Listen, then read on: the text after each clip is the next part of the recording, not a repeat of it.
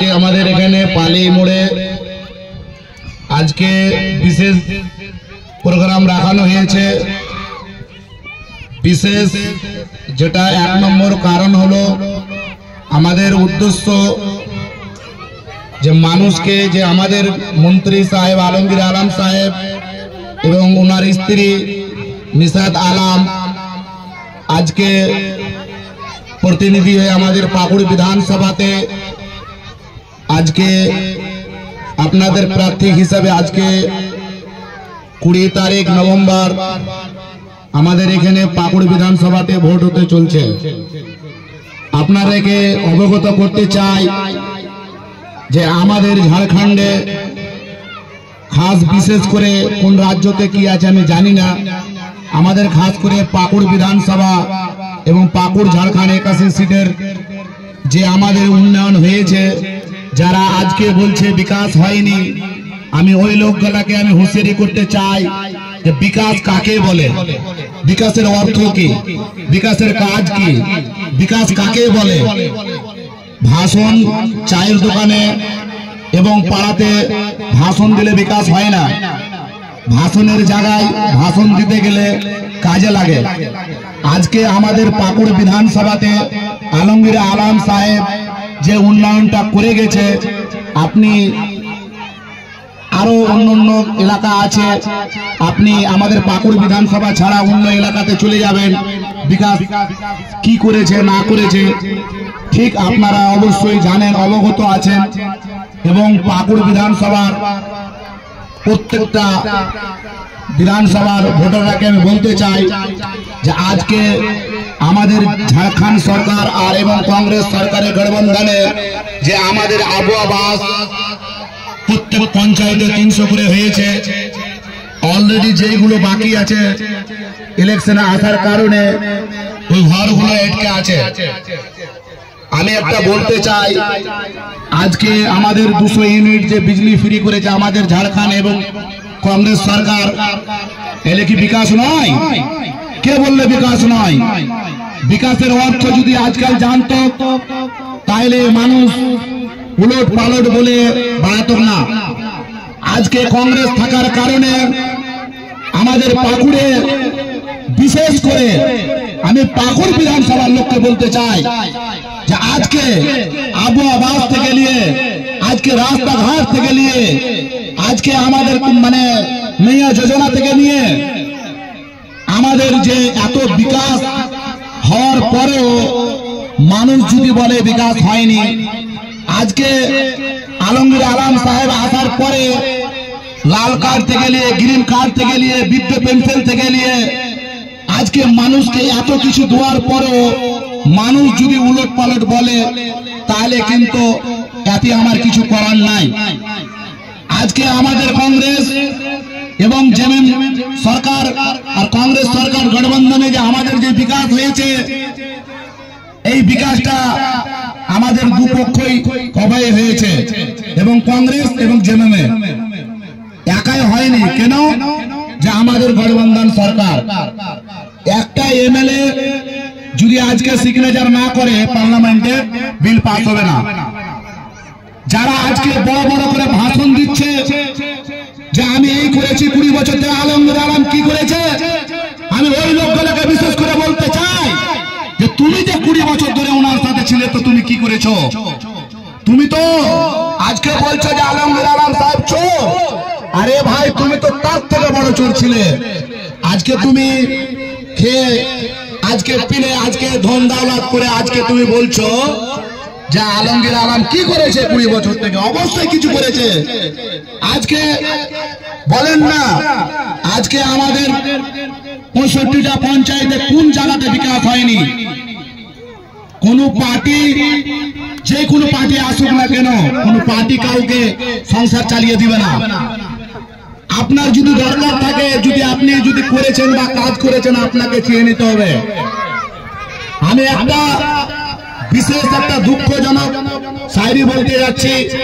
ওই শায়রিটা অবশ্যই ঘোর করে শুনবেন। बीजेपी पार्टी का एक ही काम, झूठ बोले सुबह शाम, पकड़ जाएगा तो जय श्री राम बोलेगा नाउजुबिल्लाह जालिमिन यादेर काज यादेर যত বিজেপি আজ যত ভ্রষ্টাচার করেছে ভারতবর্ষকে ধ্বংস করে রেখেছে আজকে আমি বিরোধী পার্টিকে বলতে চাই যে তোমরা বিকাশ বিকাশ করে চিল্লাছো মন্ত্রী সাহেব তো আজকে 5 বছর মন্ত্রী ছিলেন করোনা কালে 2 বছর চলে গেছে হাতে সময় কত ছিল 1.5 থেকে 1 বছর আমাদের মন্ত্রী সাহেব যেটুকু আমাদের জনতার জন্য এবং আমাদের পাকুড় বিধানসভার জন্য যে কাজটা করেছে একটু বিছানে শুয়ে একটা আপনারা চিন্তা ভাবনা করবেন যে আমাদের বিকাশটা কি করেছে নিজের ভাই মেল থাকে না পাড়া পড়শিতে মেল থাকে না নিজের বংশতে মেল থাকে না এত বড় বিধানসভা আমাদের পাকুড় বিধানসভা 81 সিটে একাই মানুষ কি করে স্বভাবের সমাধান পূরণ করতে পারবে এটা মানুষের দ্বারাই সম্ভব নয় আপনারা আজকে ওরা দুয়ারে দুয়ারে আজকে ভোট চাইতে যাচ্ছে কালকার ডেটে আপনার প্রয়োজন পড়লে আপনাকে বলতে হবে যে মন্ত্রী সাহেব আমাদের পাড়াতে গরিবের যোগ্য আছে অমুক জনা অমুক পার্টি আমাদের ঘর পায়নি ওকে ঘর দেওয়া অনবদ্য দরদ আপনার চায়ের দোকানে এবং বিভিন্ন জায়গায় মিটিংয়ে ভাষণ দিতে পারছো কিন্তু তুমি মন্ত্রী সাহেবের সামনে যে বলতে পারছো না যে মন্ত্রী সাহেব আমাদের পাড়াতে আব্দুল কালাম আব্দুল সত্তার আব্দুল গাফফারের ঘর বাকি আছে উনি পাওয়ার যোগ্য উনাকে দিতে হবে এই কথাটা বলার কোন লোকের সাহস নাই কিন্তু আমাদের অনেক টাইম আমাদের হাতে আমাদের মিটিংয়ে বড় বড় ভাষণ যে ওই পার্টি কি করেছে 20 বছর থেকে কি করেছে তো উনি কি করেছে বিকাশ অন্য লোকের দ্বারাই যখন ওরা যখন ছিল আমাদের মন্ত্রী সাহেবের সাথে তখন মানুষের কাছে চা খেতে গেলে অচ্ছুততা হয়ে যেত আর আজকে বড় বড় ভাষণ আমাদের বিজেপি সরকার ওরা হিন্দু মুসলিম করে মুসলমানকে বিভক্ত করেছে আমাদের কংগ্রেস পার্টি হচ্ছে আমাদের ভাইচারা পার্টি